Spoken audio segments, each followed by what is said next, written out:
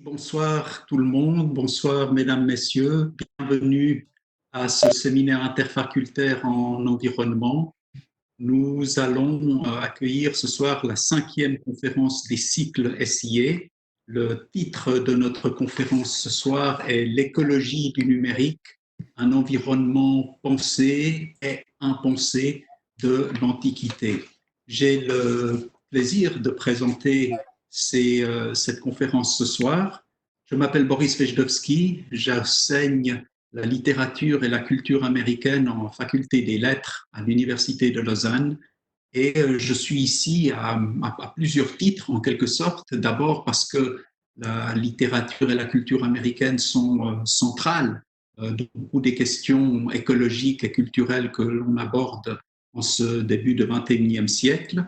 Et puis aussi parce que je suis impliqué à divers titres dans les questions d'écologie et de durabilité à l'université en tant que membre du centre interdisciplinaire pour la durabilité, le centre créé par la direction.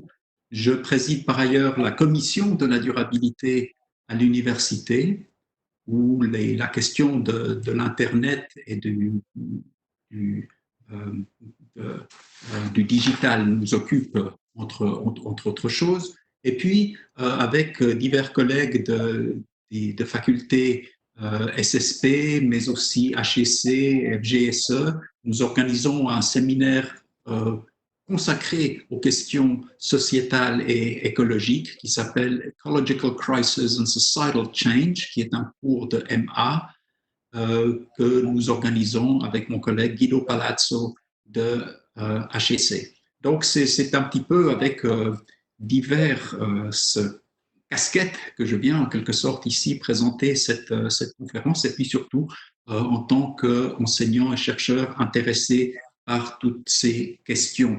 Le digital, l'Internet sera au centre de nos préoccupations ce soir. Nous verrons que c'est là un domaine qui est au croisement de beaucoup de discours. Il y a bien sûr le discours épistémologique, toute la question de la connaissance apportée par l'Internet. Il y a le côté de la communication, dont nous sommes à la fois les bénéficiaires et les victimes en ces temps de confinement que nous vivons aujourd'hui. Et puis, il y a toutes les questions écologiques liées à cela. L'Internet qui paraît invisible, immatériel, gratuit et sans effort est en fait un gouffre de travail, un gouffre énergétique.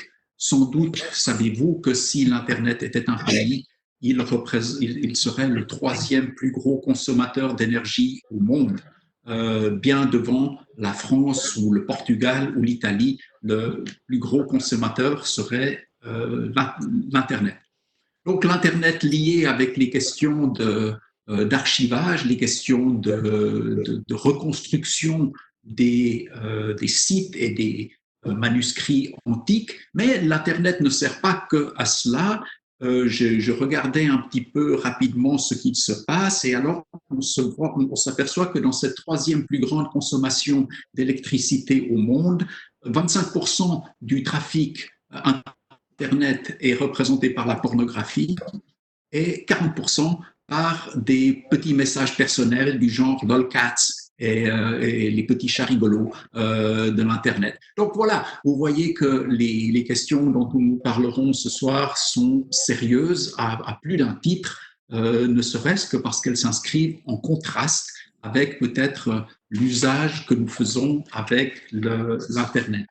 J'ai le plaisir d'accueillir ce soir une conférencière et 2 conférenciers. Je commence par l'ordre dans lequel elle et ils présenteront ce soir avec Ariane Jambé.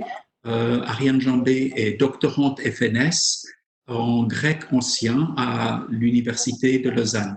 Elle est en train de rédiger une thèse qui s'intéresse au manuscrit de l'Iliade déposé à la Bibliothèque de Genève, le Gevanensis Graecus 44, et ses intérêts de recherche portent en particulier sur les études homériques et codicologiques.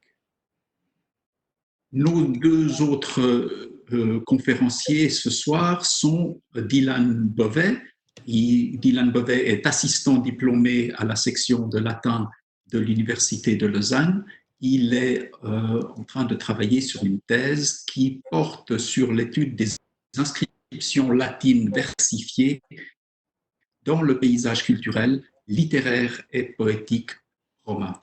Notre troisième orateur ce soir est Patrick Michel, qui est docteur en assyriologie, chargé de recherche en histoire ancienne à l'Université de Lausanne également, responsable scientifique du projet Collar-Palmyre, dont nous avons tous entendu parler, cette reconstitution des sites en Syrie. Il a publié les résultats de sa thèse dans la collection Orbis Biblicus et Orientalis, OBO, sous le titre Le culte des pierres à Emma à l'époque hittite, livre publié en 2014.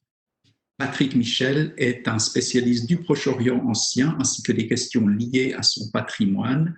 Il a à ce sujet publié de nombreux articles.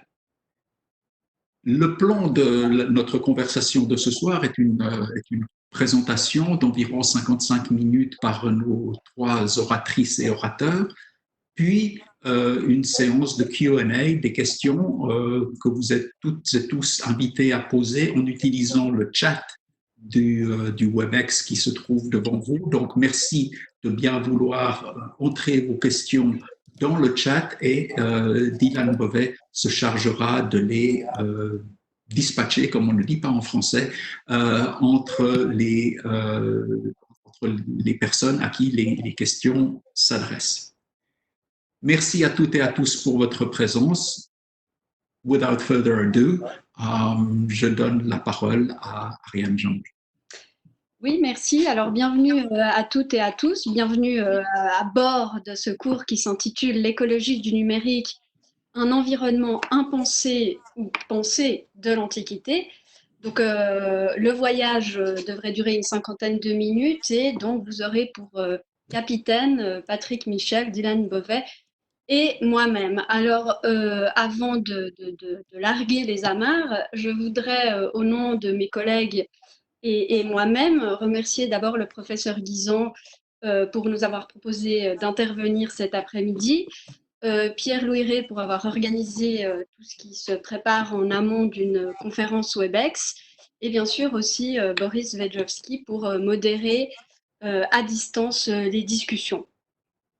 Donc nous sommes tous trois membres de l'Institut d'archéologie et des sciences de l'Antiquité de l'Université de Lausanne, mais nous intervenons ici en tant que ASA Numerica, un groupe de réflexion que nous avons fondé à l'été 2019 en constatant que non seulement dans nos recherches personnelles, mais aussi dans nos disciplines, le recours aux technologies numériques est de plus en plus assumé. Et donc, il nous a paru important d'ouvrir un espace de discussion et de réflexion critique à ce sujet, tout en ayant la volonté de nous inscrire dans une démarche qu'on peut qualifier d'écologie du numérique et sur laquelle nous travaillons. Alors, pour le cours du jour, nous développerons trois axes. D'abord, nous parlerons de ce champ disciplinaire que nous appelons les sciences de l'Antiquité et nous insisterons sur la notion de mémoire. Dans la deuxième partie, nous définirons ce que nous entendons par espace et environnement en partant de la notion de paysage. Et enfin, nous aborderons la question d'un usage raisonné et du numérique qui, nous le verrons, interroge de façon fondamentale nos disciplines. Donc, avant de passer à la partie de la discussion, nous conclurons notre cours en envisageant un horizon futur. Et maintenant que j'ai commenté ce plan de cours, eh bien, sans plus de transition, je vous propose d'aborder le vif du sujet en commentant chacun via nos projets de recherche respectifs la part que prend le numérique. Donc, je donne la parole à Patrick. Merci, bonsoir à tout le monde. Le projet Collard Palmyre, en fait, il est né en 2017 et j'ai le plaisir aujourd'hui de le diriger à l'Université de Lausanne. Donc 2017, après les destructions survenues en 2015 en Syrie. Alors, qu'est-ce qu'on fait dans ce projet sur la base des archives qui ont été laissées par la mission archéologique suisse à Palmyre, ces archives qui sont aujourd'hui conservées à l'Université de Lausanne? Nous produisons, notamment en collaboration avec une start-up française basée à Paris, Iconem, des modélisations 3D du sanctuaire de Balchamine qui date donc du IIe siècle de notre ère et dont vous avez les restitutions à l'écran. On propose plusieurs modèles 3D de manière diachronique pour conserver les différentes mémoires culturelles de ce sanctuaire. De plus, lors d'un partenariat avec Ubisoft, la compagnie leader en jeux vidéo, nous avons pu produire une expérience immersive de 3D, donc une expérience de réalité virtuelle. Autrement dit, on pourrait dire qu'au sein de ce projet, nous mettons les nouvelles technologies au profit d'une démarche scientifique, historique, qui vise notamment à conserver la mémoire ou les mémoires d'un lieu aujourd'hui disparu et de transmettre cette mémoire aux générations futures afin notamment de renforcer la cohésion sociale dans la situation post-conflit. Et je passe maintenant la parole à mon collègue. Oui, alors le projet Genavensis Graecus 44, dans lequel je suis intégrée et qui est donc un projet soutenu par le FNS, porte sur un manuscrit byzantin du XIIIe siècle de notre ère qui est conservé à la bibliothèque de Genève. Alors ce manuscrit contient l'Iliade d'Homère, un poème qu'on fait généralement remonter au 8e siècle avant Jésus-Christ, ainsi qu'une paraphrase, c'est-à-dire une traduction, si l'on veut bien, en prose dans un grec beaucoup plus tardif. Alors, le manuscrit étant particulièrement fragile, il n'est désormais accessible qu'en version numérisée. Et de fait, quand je dis que je travaille sur un manuscrit, je ne travaille pas sur l'objet matériel, mais sur son avatar dématérialisé. Et ce qui nous intéresse surtout, c'est de pouvoir comparer un texte source, c'est-à-dire l'Iliade, à un texte cible, la paraphrase, de confronter deux états d'une même langue pour comprendre la façon dont la paraphrase interprète le poème. Et alors pour ce faire, nous avons produit des métadonnées qui nous permettent d'analyser la morphosyntaxe de chacun des deux textes. C'est ce qu'on appelle le POS tagging, Part of Speech Tagging.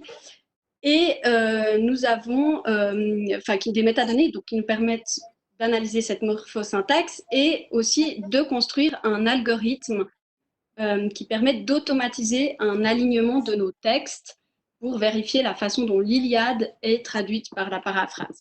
Donc, ce projet mélange philologie et informatique, c'est surtout ça qu'il faut retenir, et s'inscrit dans ce qu'on appelle généralement, en tout cas dans le monde francophone, les humanités numériques. Voilà, et pour finir donc la présentation de mon projet de thèse, une recherche qui s'intéresse au Carmina epigraphica, c'est-à-dire à la poésie épigraphique.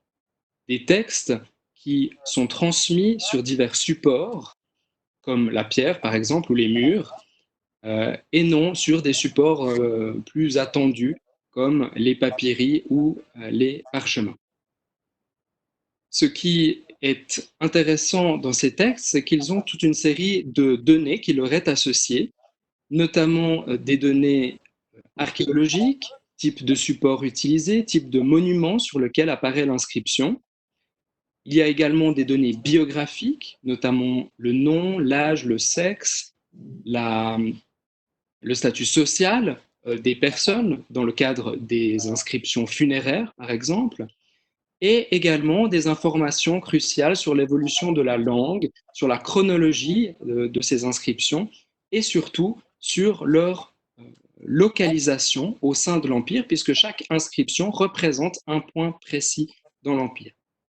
Grâce aux nouvelles technologies, on peut désormais croiser toutes ces informations et étudier notamment la diffusion des modèles poétiques en couplant ces informations avec des données fournies par le SIG, Système d'information géographique, qui permet de placer chacune de ces inscriptions dans son contexte spatial et de pouvoir tracer entre elles des liens de parenté, de similitude, comme c'est le cas ici de façon assez large au sein de l'Empire, où on voit le rôle central que joue Rome dans la transmission des modèles culturels et poétiques, ou au niveau plus local, comme ici, dans la ville de Pompéi, où les points jaunes représentent une certaine typologie de poèmes que l'on voit dans certains quartiers, mais pas dans d'autres, et sur certains types d'habitations, par exemple.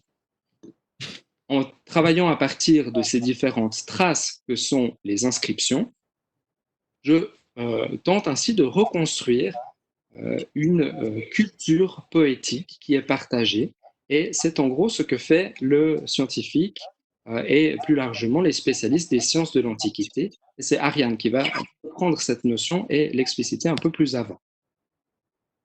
Oui, alors lorsque nous parlons d'Antiquité, nous pensons ici à cette période historique qu'on délimite usuellement entre le 3e millénaire avant Jésus-Christ et le 5e siècle de notre ère. Nous pensons aussi à un espace géographique qui comprend l'ensemble du bassin méditerranéen et qui, au fil des conquêtes, s'étendra au nord en Europe, à l'est au Proche-Orient et au sud au nord de l'Afrique. On parle donc d'Antiquité, mais il faut immédiatement souligner la diversité des périodes que nous traitons et bien sûr la singularité, malgré leur grande diversité, des sociétés que nous étudions, qu'elles soient égyptiennes, grecques, romaines, gauloises ou autres. Donc, il existe diverses approches, divers biais pour étudier ce qu'on appelle l'Antiquité. Donc, l'approche historique, l'approche archéologique, l'approche linguistique, l'approche philologique et littéraire sont généralement les approches privilégiées et, en tout cas, à l'Université de Lausanne, elles sont donc réunies en un institut. Mais peu importe l'approche que l'on adopte, il s'agit à chaque fois de transmettre ce que nous appelons la mémoire du passé.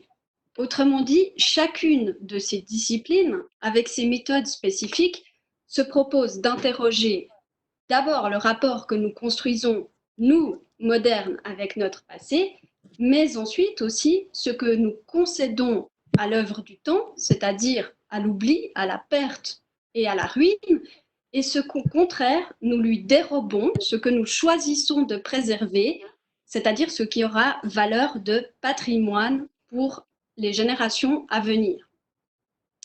Donc, quelle que soit sa discipline, l'antiquisant sait que son objet d'étude, alors ça peut être un texte, ça peut être une source historique, ça peut être un artefact archéologique, est parvenu à lui qu'après avoir traversé une histoire pas toujours linéaire, en grande partie fragmentaire ou, dans le pire des cas, dont il ignore tout. Un exemple éloquent, ce sont ces textes que l'on retrouve inscrits sur des papyri, à l'image de ce qui est à l'écran, à savoir un poème de Sappho, la poète grecque du 7e siècle avant Jésus-Christ. Et donc, on constate que le poème est largement fragmentaire en raison de l'état lui-même fragmentaire de ce papyrus, qui en plus n'était probablement pas destiné à être conservé. Donc, c'est vrai pour nos 3 projets de recherche, mais c'est vrai pour n'importe quel chercheur en sciences de l'Antiquité.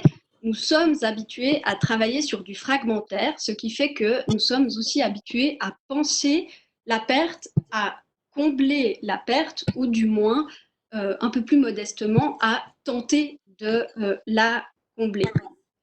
Donc, les sciences de l'Antiquité comme sciences de la perte, c'est une notion clé pour comprendre la suite de ce cours, où nous serons amenés à réfléchir au sens de la perte comme processus nécessaire à la constitution et à la transmission de la mémoire, notamment à l'ère du numérique. Donc, j'en viens maintenant à la question plus spécifique de la mémoire, une autre notion clé. Alors, nous avons parlé de mémoire du passé pour souligner l'importance du couple mémoire-oubli dans les diverses approches scientifiques de l'Antiquité. Mais mémoire du passé peut aussi évoquer la façon dont les nombreuses structures sociales qui ont émergé durant l'Antiquité et surtout le pourtour méditerranéen ont envisagé leur passé et leur présent, ou du moins leur présent tel qu'ils ont voulu que les générations postérieures se l'imaginent. Donc pour cela, ils ont bâti ce qu'on pourrait appeler, métaphoriquement ou non d'ailleurs, des lieux de mémoire. Alors par exemple, de par leurs fonctions respectives, le temple de Balchamine à Palmyre sur lequel travaille Patrick, où les diverses inscriptions versifiées, et notamment les inscriptions funéraires sur lesquelles travaille Dylan, sont des manifestations tangibles de ces lieux de mémoire. De façon métaphorique, ces lieux de mémoire sont aussi textuels et je voudrais rapporter ici les premiers mots de l'historien grec du 5e siècle avant Jésus-Christ, Hérodote, qui dit « Hérodote de Tourioi expose ici ses recherches, en grec c'est historia, pour empêcher que ce qu'ont fait les hommes avec le temps ne s'efface de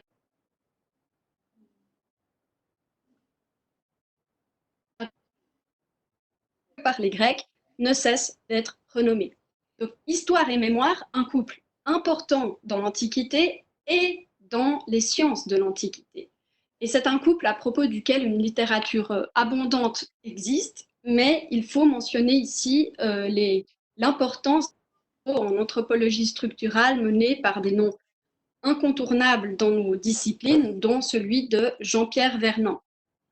Et dans une série d'entretiens intitulée La Grèce antique et nous, réalisée en 1995, Jean-Pierre Vernant dira de la mémoire « On comprend mieux que ce que nous appelons la mémoire, les activités qui nous permettent d'avoir prise sur le passé sont des choses qui se construisent historiquement. Et pour qu'il y ait la mémoire, il faut qu'il y ait des systèmes de calendrier assez rigoureux, qu'on ait des points de repère, qu'on puisse noter les choses.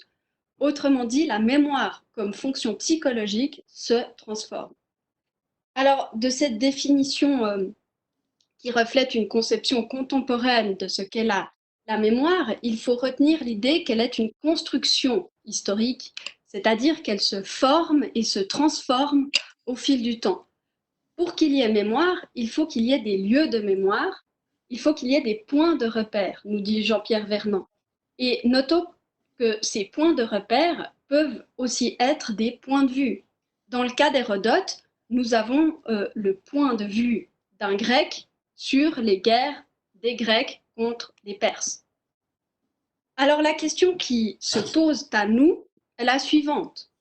De quel lieu de mémoire, de quel point de repère et de quel point de vue disposons-nous dans un environnement numérique qui semble sans cesse être en expansion?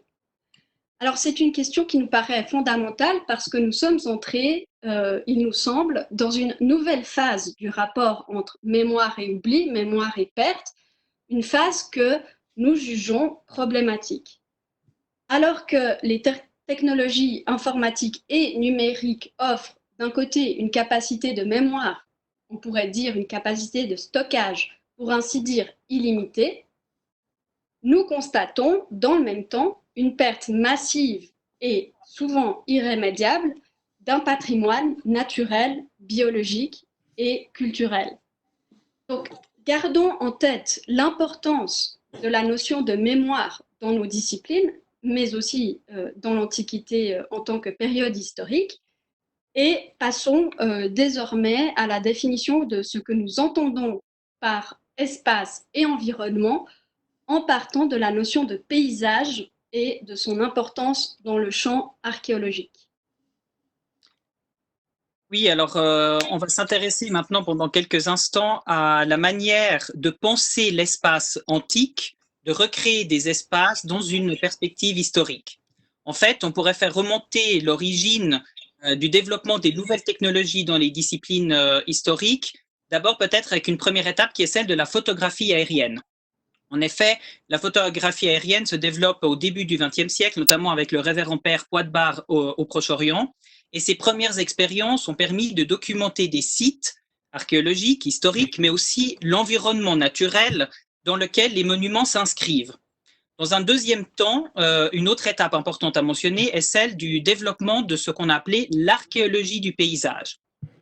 L'archéologie du paysage permet en fait d'étudier les traces de l'homme dans le paysage et de comprendre l'influence culturelle passée sur l'évolution d'un territoire et l'adaptation des groupes qui y ont vécu. Donc on comprend par là qu'il s'agit d'étudier l'impact des activités humaines sur le paysage naturel. Au sein de l'archéologie, ce développement a été influencé par d'autres disciplines comme la géographie bien entendu, mais aussi les sciences humaines et sociales, et en particulier l'anthropologie.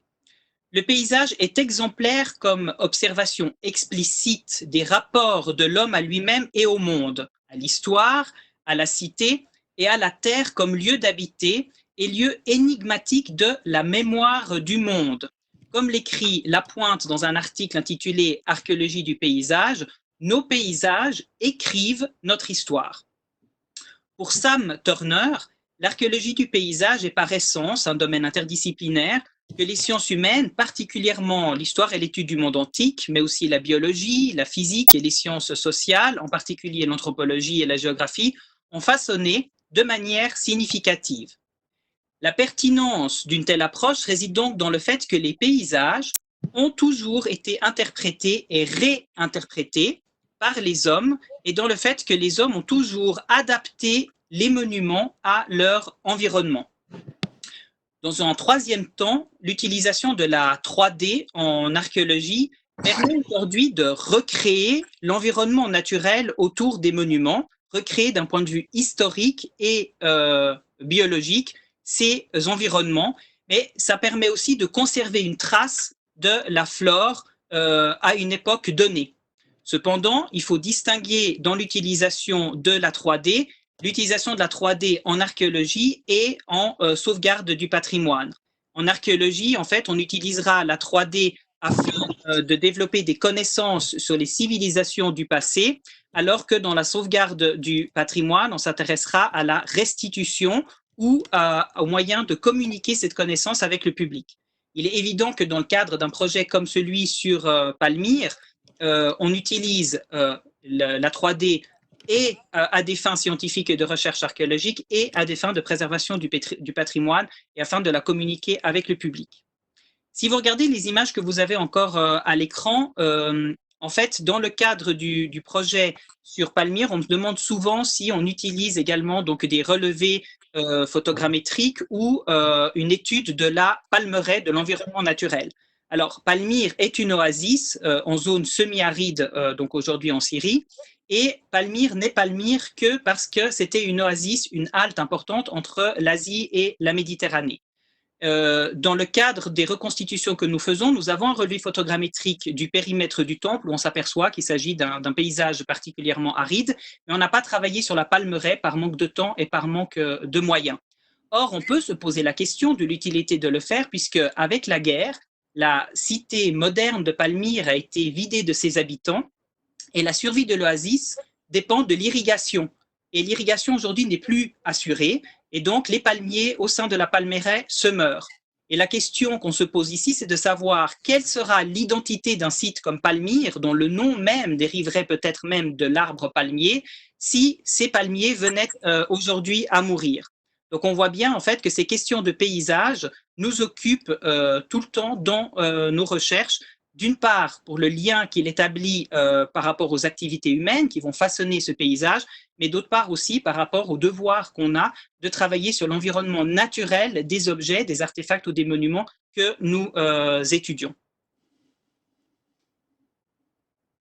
Un exemple qui complète ce que vient d'expliquer Patrick est la modélisation de la villa au jardin, une villa fouillée récemment sur le site de Pompéi et qui doit précisément son nom à son important jardin qui a été fouillé non seulement par des archéologues, mais aussi par des biologistes qui ont pu déterminer les essences d'arbres qui étaient présentes, mais également l'âge moyen des spécimens et leur organisation dans le jardin, avec une reconstruction qui a eu lieu grâce au concours également de spécialistes de la représentation des jardins et des archéologues du paysage antique.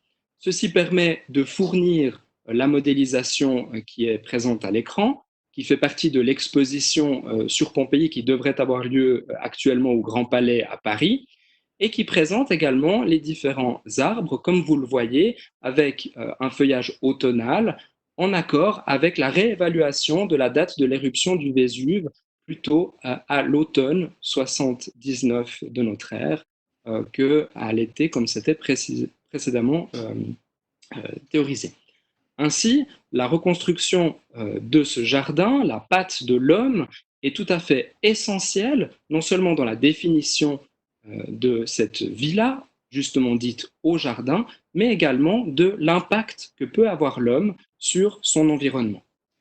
Et puis, je vous montre juste ce à partir de quoi cette modélisation a été effectuée. Donc, on part vraiment de ceci, des quelques traces qu'il reste, et c'est à partir de ces traces, dans des champs interdisciplinaires et avec une approche la plus complète possible, une approche holistique, que l'on peut reconstituer la mémoire et reconstruire, faire ces modélisations.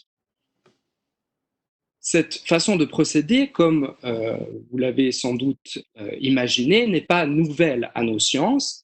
C'est simplement que maintenant, le numérique permet des modélisations assez poussées des différents endroits que l'on souhaite préserver, conserver ou reconstruire à des fins de mémoire ou de médiation.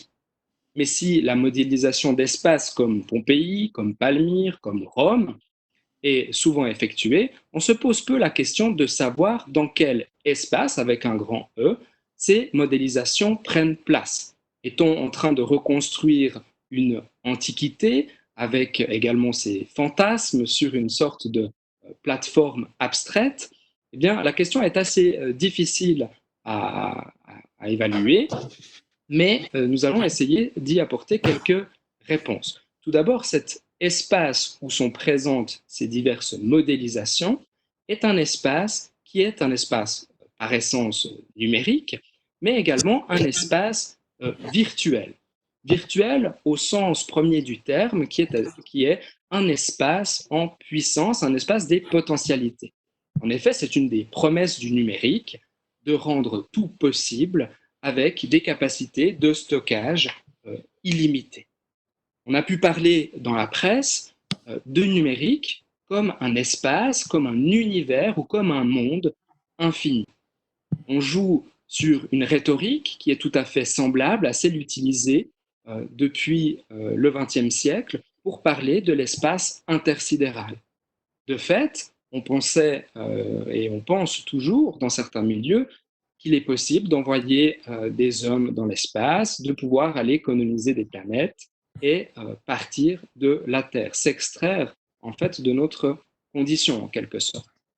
Eh bien, c'est un petit peu ce que l'on applique également au monde numérique, le monde numérique rendant tous les projets, toutes les évolutions technologiques possibles, même l'annihilation de l'homme par la machine. Pourtant, comment concevoir donc cet espace qui paraît infini? Si les hommes ont pu envoyer d'autres hommes sur des divers corps célestes comme la Lune, eh bien, c'est d'abord qu'il y a eu une cartographie du monde intersidéral. Cette cartographie est nécessaire pour comprendre de quoi on parle. Nous commencerons donc par définir comment on peut cartographier finalement cet espace numérique. Un premier point, c'est les différents projets, les différentes modélisations qui sont effectuées. En effet, celles-ci permettent souvent de mettre en relation différents spécialistes, mais également de partager et de développer des techniques communes pour les appliquer ensuite à d'autres modélisations. Ainsi, ces liens créés de projet à projet et de scientifique en scientifique permettent une première cartographie qui n'est pas sans rappeler, si l'on part de l'Antiquité, la vision géographique du monde qu'avaient les anciens. En effet, dans un monde où il n'existe pas de carte, pas de Google Maps, les anciens se représentaient l'espace non seulement via la littérature, qu'elle soit récit réel ou récit mythologique, mais également par exemple, les bornes miliaires, les voyages, qui permettent d'exprimer des distances entre une ville ou un point d'intérêt et un autre. Et c'est cette relation-là avec les hommes qui sont en mouvement qui permet de conceptualiser l'espace. Finalement, cette vision de l'espace et de la géographie a été reprise dans les années 1970 sous le concept de néogéographie, où les différents acteurs de l'espace transmettent des données et c'est la différence de distance entre ces données qui permet de cartographier en quelque sorte un espace, ce qui a maintenant évolué dans des stratégies de géographie par crowdsourcing, c'est-à-dire le partage des données entre les utilisateurs qui permet justement de cartographier de façon numérique l'espace. Une autre donnée importante est celle que les Grecs appellent l'oikoumène. Alors, on va repartir de ce terme grec. L'oikoumène, c'est l'endroit, la terre qui est habitée. Et qu'est-ce que les Grecs entendent par là? Ils entendent une communauté de pratiques, une communauté tout d'abord linguistique, fait partie de l'oikoumène ceux qui parlent grec, et qui permettent d'avoir connaissance de l'espace. Parce que, à nouveau, les gens, en voyageant, discutent et permettent de conceptualiser, de rendre connaissable cet espace. Ce concept d'oikoumène grec a été repris par Augustin Berg, philosophe de l'ontologie de la géographie, qui dit la chose suivante: l'œcoumène est une relation, la relation à la fois écologique, technique et symbolique de l'humanité à l'étendue terrestre. Il replace ainsi l'homme au centre de la production de l'espace, ce qui a été illustré par le projet, par exemple, de la Palmeraie de Palmyre ou de Pompéi. L'homme agit sur son espace et permet de le connaître. Cela a cours dans le monde grec, mais c'est aussi vrai pour le monde romain. Ici, je rappellerai le concept d'humanitas. L'humanitas est une communauté de pratiques, mais aussi une communauté linguistique qui, à nouveau, permet par des savoirs communs, par des connaissances communes et des pratiques communes, de définir un certain espace. Finalement, l'opposition entre cette dimension humaine, l'homme étant remis au centre, et un espace qui semble infini, n'est pas une idée nouvelle. Elle était déjà exprimée en 1968 par Hannah Arendt, qui exprimait ses craintes face à la conquête de l'espace et à la scientification des différents projets, ne permettant pas à l'homme de les concevoir pleinement, puisque l'homme est quelque chose, est un être fini, tandis que ces espaces semblaient totalement détachés de l'homme, puisque infini, inaccessible. Du coup, quelle définition peut-on proposer à cet espace numérique? Nous proposons le terme environnement. Environnement au sens de ce qui entoure, et ce qui entoure l'être humain que nous venons de replacer au centre de la notion de perception de son espace. Cette définition d'environnement n'exclut bien sûr nullement les autres acceptions du terme environnement, qu'il soit biologique ou plus courant, d'environnement naturel ou d'environnement géographique. De fait, comme l'exprime le philosophe et sociologue de l'Internet Paul Mathias, il n'y a plus aujourd'hui de différence entre ce qui serait notre environnement naturel ou physique et un environnement numérique. Je cite: « Il est ici question d'une structuration particulière de la réalité, souvent perçue ou appréhendée à travers des outils informatiques. Il est question de la texture de notre réel, dit-il en parlant du monde numérique. » Sa définition va même plus loin, puisque non seulement le monde numérique et notre monde physique s'interpénètrent en tout point, mais en plus, le numérique a un effet direct sur nos pratiques intellectuelles. L'imprégnation informatique de nos représentations concerne aussi nos pratiques intellectuelles les plus intimes, l'écriture et la pensée, elles-mêmes saturées de l'usage des outils informatiques.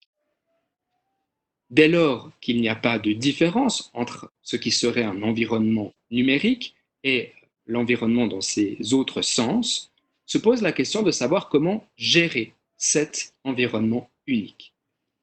Pour le gérer, nous proposons une approche qui est finalement la même que nous appliquons à celle de l'environnement, qui est celle d'écologie du numérique. L'écologie, pour revenir au terme grec, c'est oikos, la maison, et logos, la raison. L'écologie du numérique est donc pour nous l'utilisation raisonnée et à l'échelle humaine, puisque l'homme est placé au centre de cet environnement qu'il peut percevoir, de la maison. Maison utilisée dans son sens métaphorique, d'environnement suffisamment familier, suffisamment conceptualisé par l'être humain pour qu'il puisse y avoir emprise et donc une notion d'écologie. Ceci dit, le détour par l'Antiquité, par les notions de géographie antique, la mise au centre ou la remise au centre de l'être humain et la définition de l'environnement numérique aura permis justement d'apporter ce concept d'écologie, puisqu'il faut avoir défini l'environnement auquel on veut appliquer une écologie avant toute chose. Cette écologie est aussi un point d'atterrissage. Pour reprendre un ouvrage récent de Bruno Latour, Où atterrir, comment s'orienter en politique, l'écologie permet justement d'être un point médian entre deux extrêmes. D'un côté, la globalisation, la mondialisation, le tout numérique, et de l'autre, un retour en arrière, un non numérique, désormais envisagé comme impossible.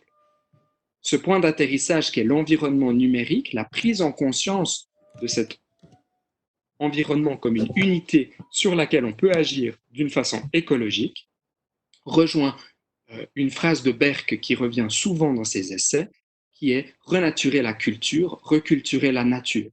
En disant cela, on voit bien qu'il y a tension entre les deux extrêmes, mais que environnement et écologie permettent d'opposer une voie médiane, une voie raisonnée et de la réflexion.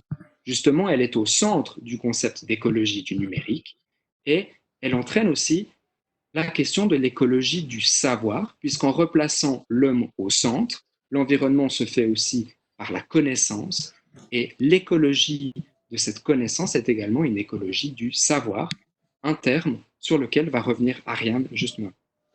Oui, merci. Donc, subordonnée à la question d'une écologie du numérique, celle d'une écologie du savoir nous concerne assez directement dans le milieu académique. Comment, sans point de repère, nous orienter et orienter nos recherches et nos études? Donc, il faut souligner que la quête d'un savoir illimité, infini et accessible n'est en définitive pas récente.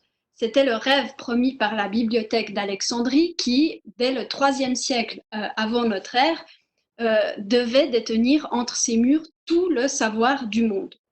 C'était aussi l'ambition encyclopédique de l'encyclopédie de Diderot et d'Alembert du XVIIIe siècle, et c'est évidemment aussi l'idée derrière un projet tel que Wikipédia.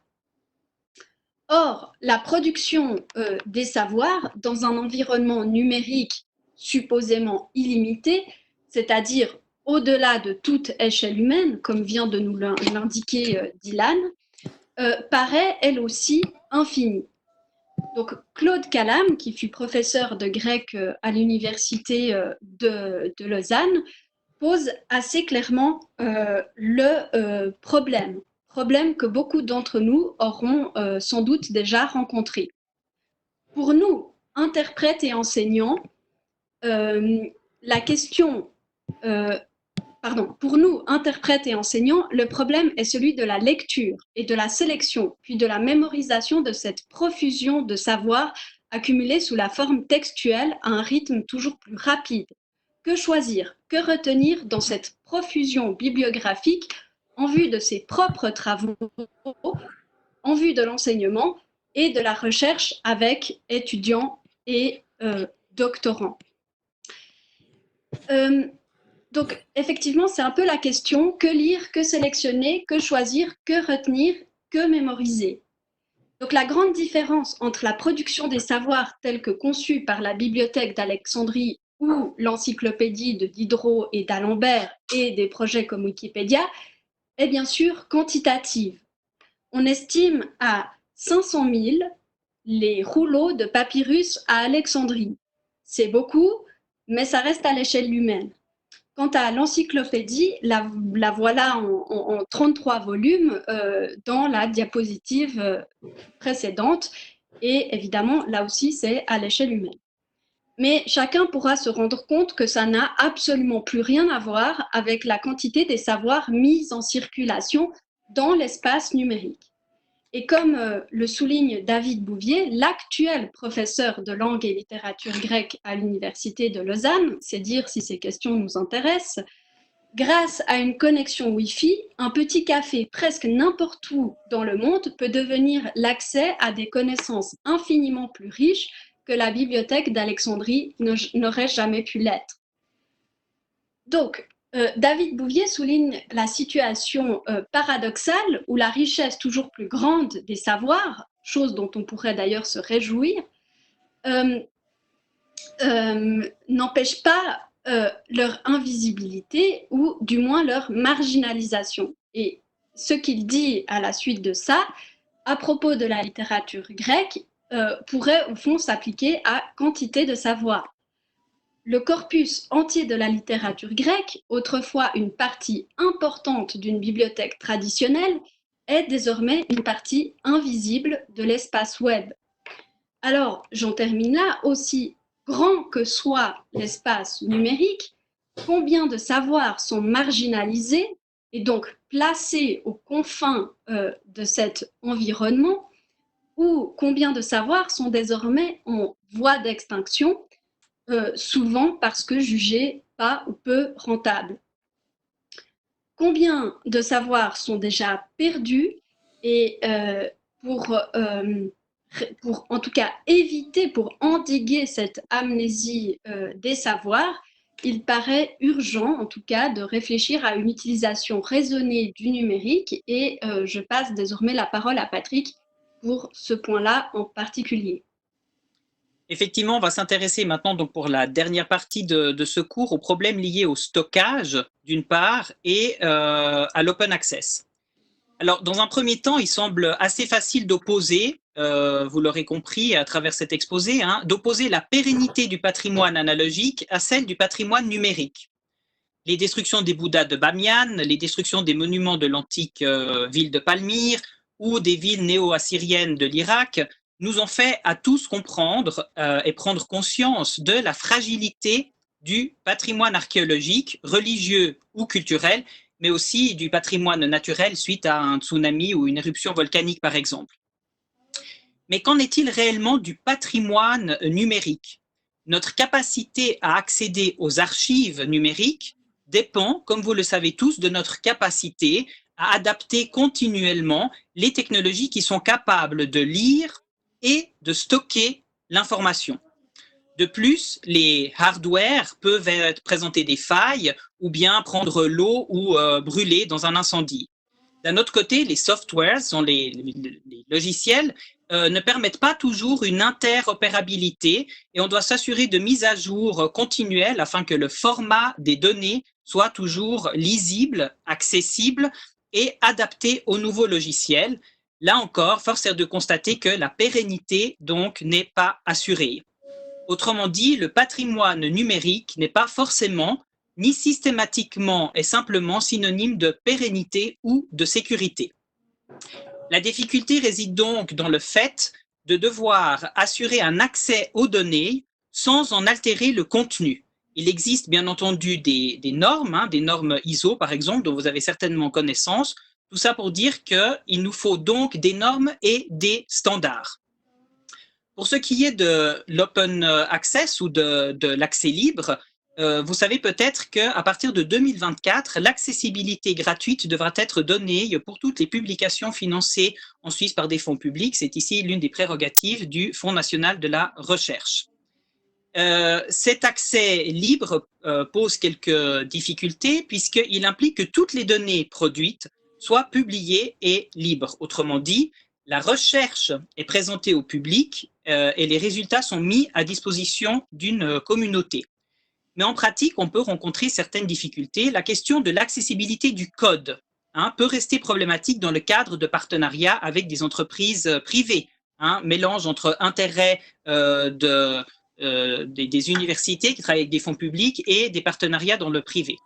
De plus, dans cette politique de libre accès, au lieu de présenter uniquement, comme c'est le cas par exemple dans une publication papier classique, les résultats qu'on obtient, dans le cadre du traitement numérique, on va donner accès aux données, aux sources, mais aussi au code informatique et aux résultats. Autrement dit, l'accès illimité à l'ensemble des données et aux archives de la recherche pourrait aussi faciliter le travail d'autres personnes ou permettre à d'autres de confirmer leurs propres recherches ou alors de se faire emprunter des données qui ont été produites par d'autres pour arriver au résultat d'une autre personne. Et là, le problème qui peut être soulevé, c'est celui de la propriété intellectuelle. Comment est-ce qu'on gère effectivement la propriété intellectuelle dans une communauté de libre accès?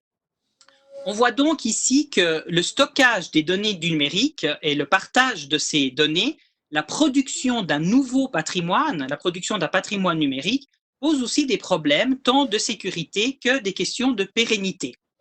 De plus, la politique de libre accès, au-delà de, évidemment, la démocratisation du savoir qu'elle permet, se heurte à des impératifs techniques, mais aussi légaux, en ce qui concerne la propriété intellectuelle. Si nous allons un peu plus loin dans ces réflexions, on peut se poser aussi la question de l'exploitation des ressources naturelles, mais aussi l'exploitation des ressources numériques dans le cadre de projets de sauvegarde du patrimoine. On entend souvent dire que le numérique permet de sauver et de préserver plus de documents, plus de monuments, plus de morceaux de musique ou d'archives audiovisuelles, car l'espace de cette préservation est particulièrement restreint grâce à, un terme que Ariane a déjà utilisé, grâce à la dématérialisation des objets patrimoniaux sous forme numérique. Oui, mais voilà, la dématérialisation des patrimoines se traduit inévitablement par une matérialisation numérique, comme le relevait le professeur Vink de l'Université de Lausanne. La consommation en ressources naturelles est immense pour répondre au processus de dématérialisation et de production numérique, et on sous-estime très souvent la part de déchets numériques qui est produite, et là, évidemment, je ne vous apprends rien. L'archivage numérique impose aussi de créer un espace réel, un espace physique, donc des centres de stockage, des centres de traitement. Et comme le relève toujours Vink, les centres physiques de stockage où se trouvent des dizaines, voire des centaines de mètres d'ordinateurs nécessitent une alimentation électrique et un système de ventilation et un système de climatisation pour refroidir les serveurs. Autrement dit, la dématérialisation du patrimoine coûte très cher en matières premières et en énergie. Et on peut aussi rappeler que la demande de métaux a triplé entre 1980 et 2010 pour le domaine de l'informatique, sans parler des conflits qui sont à l'origine de l'extraction de ces métaux en Afrique, par exemple. Dans une contribution récente et pluridisciplinaire que vous trouverez dans la bibliographie à la fin du PowerPoint, Flippo, Dobré et Michaud ont montré l'impact réel du numérique sur l'environnement, lié à la consommation énergétique, l'exploitation des matières premières, l'augmentation continue de la production de déchets et d'équipements électroniques. À cela, évidemment, s'ajoute l'augmentation des déchets numériques, encore une fois, qui ne sont pas systématiquement traités. Pour les téléphones portables, par exemple, on estime qu'à peu près 6% seulement des matériaux utilisés sont recyclés. Ces auteurs mettent donc en lumière que le numérique ne permet pas le développement d'une économie propre et écologique. D'où la nécessité d'une consommation raisonnée et d'une consommation réfléchie des outils numériques, et c'est ce qu'on appelle la sobriété numérique. Ce concept a été énoncé à notre connaissance la première fois en 2008 par Green IT, une association dont la démarche consiste, et je cite, à concevoir des services numériques plus sobres et à modérer ses usages numériques quotidiens. Fin de citation. Le recours au numérique va donc, si on continue comme c'est le cas actuellement, le recours au numérique va donc aggraver la crise écologique si le secteur ne recycle pas plus ses déchets et ne réfléchit pas un peu plus à un usage sobre et responsable. Sur ce dernier point, responsable, qu'est-ce qu'on entend par une utilisation responsable des ressources numériques? Une utilisation responsable des ressources naturelles, vous l'aurez compris, mais nous, on s'interroge aussi beaucoup sur l'utilisation responsable des ressources numériques avec le problème qui concerne la société aujourd'hui, qui est celui de la fracture numérique. La problématique ici est celle de l'accès aux données numériques. Si la numérisation du patrimoine est présentée dans notre société, donc particulièrement en Occident, comme le meilleur moyen de préserver le patrimoine naturel et le patrimoine culturel des destructions et de la folie des hommes, comme le meilleur moyen pour donner cet accès illimité et libre à des millions de personnes qui peuvent avoir accès à des millions de pages de la littérature, par exemple, il ne faut surtout pas oublier qu'une partie très importante des projets qui sont développés en Occident sur le patrimoine naturel ou culturel des pays dits en voie de développement ou des pays émergents, ne donnent au final qu'un accès très limité, voire inexistant, à ce patrimoine numérique aux populations concernées. Il ne faut pas oublier que les modèles 3D qu'on vous a montrés sont souvent réalisés très loin des communautés locales. De plus, l'accès aux bases de données que nous créons, bases de données très souvent rédigées en anglais d'ailleurs, donc ces bases de données qui sont créées dans nos universités ou nos centres de recherche, utilisent des programmes qui sont particulièrement gourmands en énergie, qui demandent des connexions Internet très performantes, mais aussi des ordinateurs particulièrement puissants pour la visualisation, par exemple, des données. Ainsi, les populations dont on étudie le patrimoine, l'histoire, la littérature, l'architecture ou la faune et la flore se retrouvent alors dans l'incapacité matérielle d'accéder aux données produites. Et c'est, de notre point de vue ici, une nouvelle forme d'impérialisme qu'il convient d'interroger. La crise mondiale des migrations humaines, des déplacements dus à la guerre, au climat, à la pauvreté, a accompagné une augmentation de la destruction du patrimoine culturel matériel et immatériel. Cette situation a conduit à l'urgence de déployer des systèmes d'imagerie et de modélisation numérique présentés comme un moyen de préserver à la fois les monuments et les objets historiques, non seulement pour en assurer la conservation avec leurs paysages, etc., et tout le discours historique qui se construit autour, mais aussi comme base pour les mémoires collectives qui leur sont associées.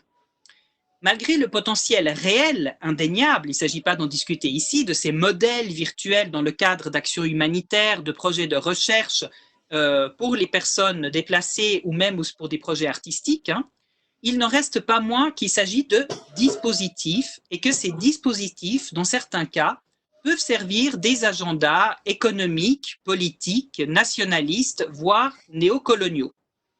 Si on prend l'exemple de la numérisation des archives par des universités européennes dans des pays africains, par exemple, on est en droit de se poser la question de la fuite des archives telle qu'elle a été théorisée par Vink, la fuite des archives en dehors des pays sources et donc, par là même, un renforcement de l'hégémonie des anciennes puissances coloniales.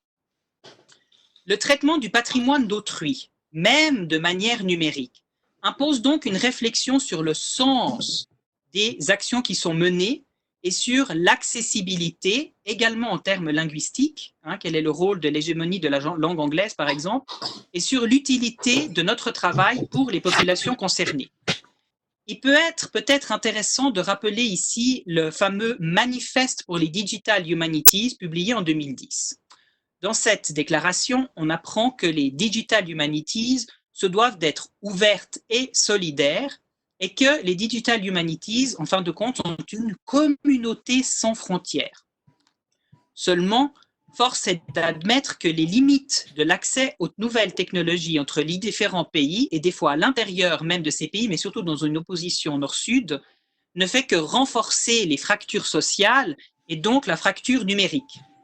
Il suffit de prendre en exemple la situation de la crise sanitaire que nous vivons actuellement à cause du Covid-19. En Suisse, en France, comme ailleurs en Europe, mais aux États-Unis, les cours, comme celui que vous suivez actuellement, sont dispensés en ligne. Prenez l'exemple de certaines familles qui vivent dans la Seine-Saint-Denis, par exemple, dans des HLM, et le cas de familles pas très argentées qui ne peuvent pas avoir de connexion Internet ou peut-être pas d'ordinateur. On s'aperçoit ici de façon plus flagrante de cette fracture numérique qui fait que des élèves ne sont pas dans la capacité matérielle de suivre les cours qui sont donnés à distance.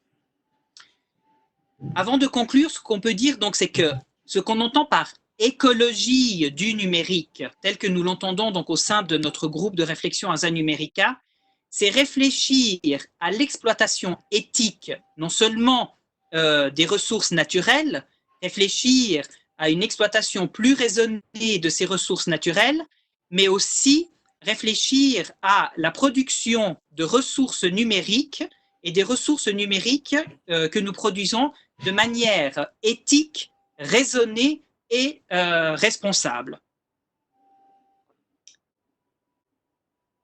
Voilà, donc je reprends la parole pour en guise de transition et conclusion, enfin conclusion d'abord, transition vers la partie de discussion ensuite. Donc, en ayant mis dans ce PowerPoint une phrase tirée de l'écrivain italien Alessandro Baricco. Et il a publié en 2019 un essai, il se trouve que je l'ai ici, The Game. Et il indique dans cet essai que notre espace-temps numérique, mais au fond notre ère numérique, on pourrait dire, devra à l'avenir faire une place aux femmes, il parle de culture féminine, au savoir des humanistes, à une mémoire non américaine, à des talents nés dans l'échec et à des intelligences marginales. Donc, on pourrait y voir ici l'expression d'une forme d'alter-numérisme, pas si éloignée d'ailleurs d'une écologie du numérique. Donc, Alessandro Baricco avance en négatif une raison parmi d'autres pour laquelle le numérique est un impensé de l'environnement, car comment concevoir la notion d'écologie et a fortiori d'environnement si les principaux acteurs du numérique ont été et demeurent en grande partie forgés par une culture uniforme, univoque, pour laquelle ces notions et les réflexions qui les accompagnent sont au mieux inexistantes, au pire inintéressantes. Donc, comme nous l'a dit Patrick, l'héritage numérique doit être pensé comme le patrimoine matériel. Nous produisons un patrimoine sous une forme nouvelle et nous devons réfléchir à sa pérennité, mais aussi à son accessibilité pour les populations et les communautés concernées aujourd'hui et demain. Dès lors, quel héritage numérique laissera-t-on aux générations futures? Quelle mémoire numérique sera-t-elle transmise? Et en fait, on peut craindre qu'il y ait un risque pour que cet héritage et cette mémoire ne reflètent que ceux de cette culture uniforme.